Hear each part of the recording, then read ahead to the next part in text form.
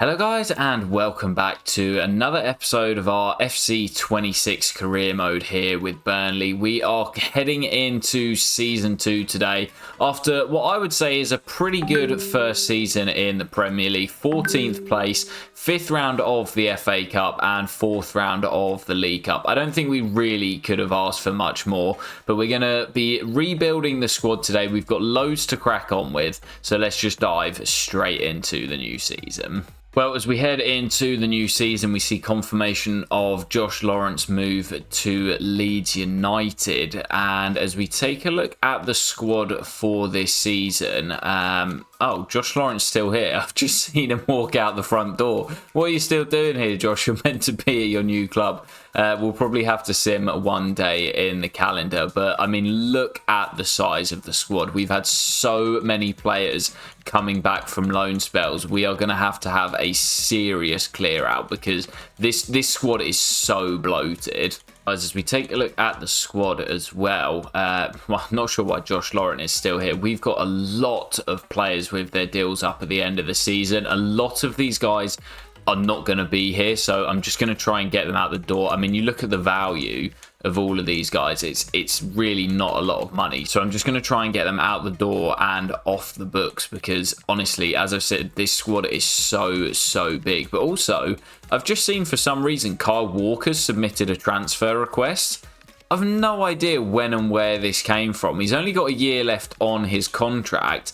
I can't give him a new deal, so I think he might be retiring anyway, but I can't remove the transfer request. But let's take a look at the budget as well. We haven't seen that just yet, and it's going to be 70 million. Okay. Decent chunk of change. We did have the unexpected event that meant we brought some money over from last season. So 70 million to play with back in season 2 with Burnley in the Premier League.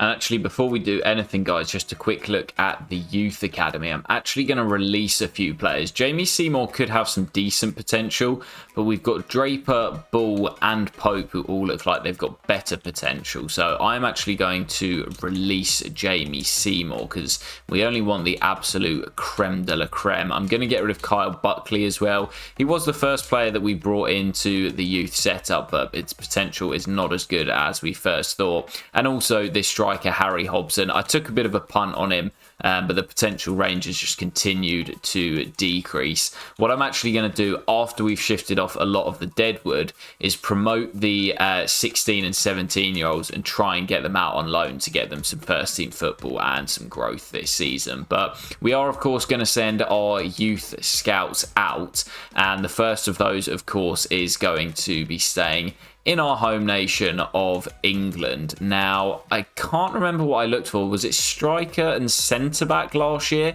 So I think I might mix it up. I might go for midfielders and wingers, left and right midfielders this year, just so that we can scout some different positions from England. And as for our second scout, thank you to everyone that did leave a comment. But a nation that I was actually looking to scout this year and also got, I think, a couple of comments asking for us to go there was Tunisia. Of course, we've got Hannibal, who is represents Tunisia. And there have been some Tunisians playing in the Premier League, the likes of Wabi Kazri, and who was the centre-back who was at Leicester? Benelouan, and also Slimani, who was at Sheffield United, who we actually used in our save on FC24. So I'm going to go for centre-back, centre-mid, and cam from Tunisia, right through the heart of midfield. Well, for our last scout, I'm going to send him to a continent that we've not scouted yet, and I am going to go to Costa Rica.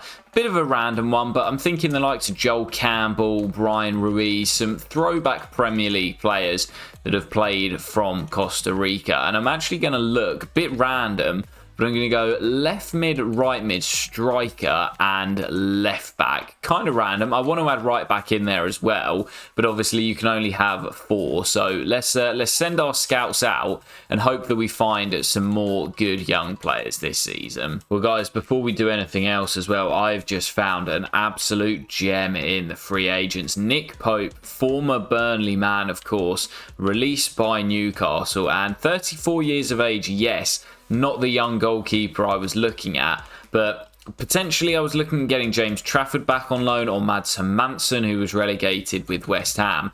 But my number one transfer target was actually Michael Cooper of Sheffield United. They, however, have just been promoted, so I don't think it quite makes sense for Cooper to leave. But Nick Pope on a free seems like an absolute no-brainer for me. He's a step up on Dubravka and a former Burnley man as well, coming back home. I think this makes perfect sense. Let's bring him in. I think that's a really good signing personally, guys. Yes, he is 34 years of age, but he fills a gap for at least 1 or 2 seasons. 34 isn't too old for a goalkeeper, and when Martin Dubravka eventually leaves or retires, Nick Pope can then become our backup keeper, and we can bring in a younger keeper next summer or the season after. So I think for the short term, saving money on a goalkeeper and bringing in Pope is a really good bit of business. I'm buzzing with that.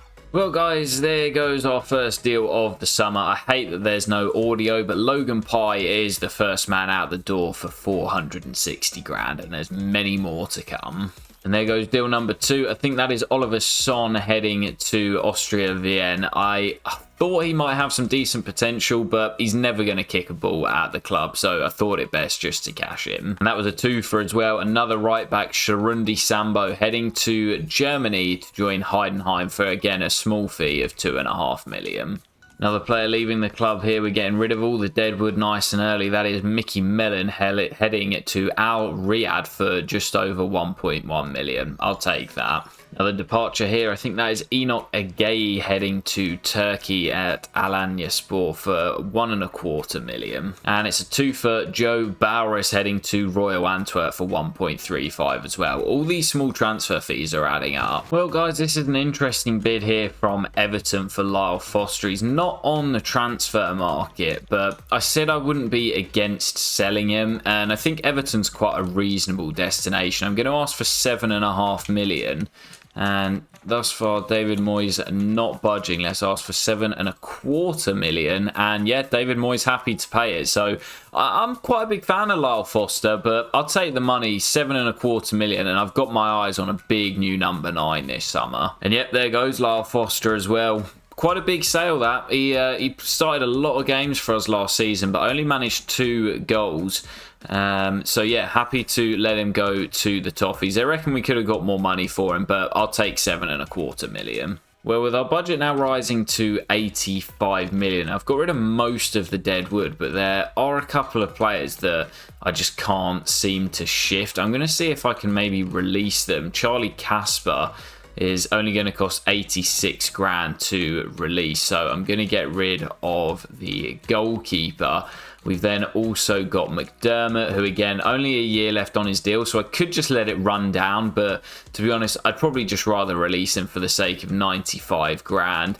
And also there was one more, and that is this man, Adewumi. Again, just can't seem to get rid of him, most likely because of the reasonably high wages. So again, for the sake of 193 grand, I'm just going to release them from their contract, because it's going to cost us just as much money to keep them here all season long and pay them for the next 12 months. Yeah, funnily enough, releasing those players actually raised our budget, because like I say, we don't have to pay those wages for the next 12 months. But I'm going to go for my first signing of the summer. Obviously, we brought in Pope on a free, but I'm going for this man. I said I wanted a new centre forward, and I'm a big fan of Jorgen Strand Larsen. Relegated with Wolves last season, and he is a big presence at the top end of the pitch. He's got a bit of pace about him as well, despite the fact he's 6'4", and he is a deadly finisher.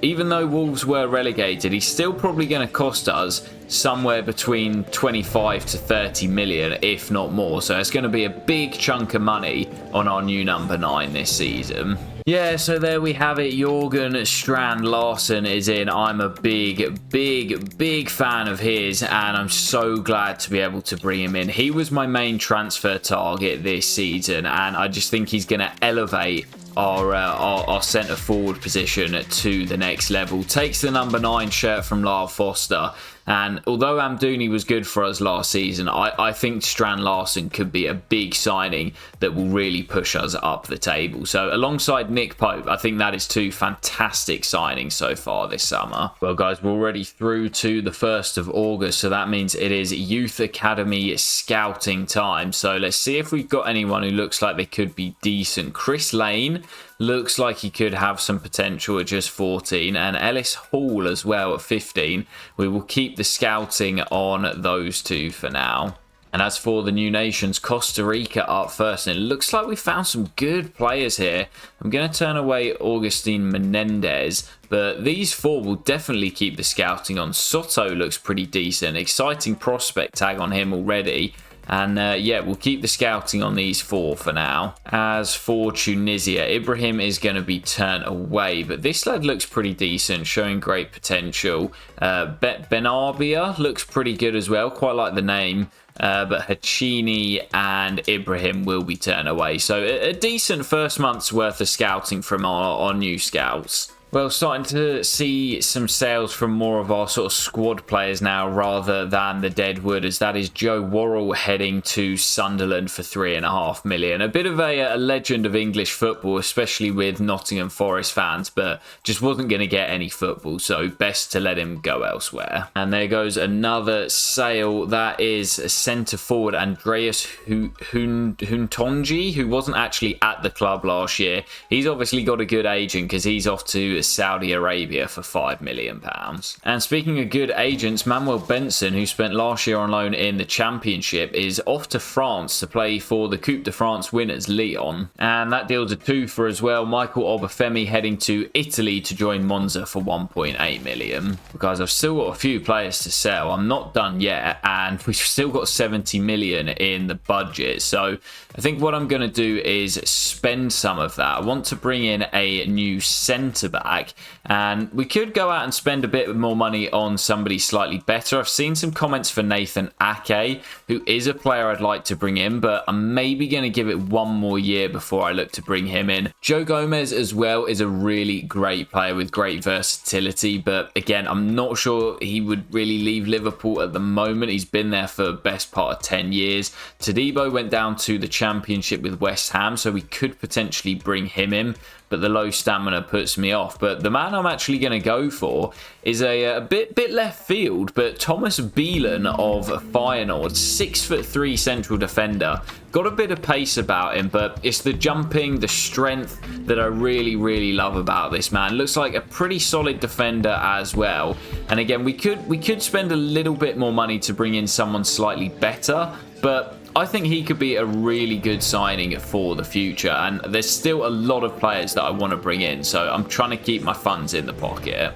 Well, guys, this isn't the flashiest of signings, but I actually think it could be one that ends up being a really good bit of business. He's got some pace about him, he's a good defender, he's strong, and he's decent on the ball as well to play as a ball-playing defender next to Maxime Esteve. We've still not received any bids for he or Hartman yet, so I'm hoping we might be able to keep the band together and even build on that, and I think Beelen is a fantastic signing to play as our right centre-back. Well, there goes Zian Fleming as well, and I think this is a really realistic signing. He is heading to Wolves in a bit of a reverse swap deal with, of course, Strand Larsen coming to Turf Moor, and I think Fleming, he's probably Championship quality, so that makes sense with Wolves going down last season. Guys, there it is. The bid I've been waiting for. It's not come all summer until now. And no, it's not the bid for Jaden Anthony. I'm going to turn that down from the Bees and keep Jaden here. But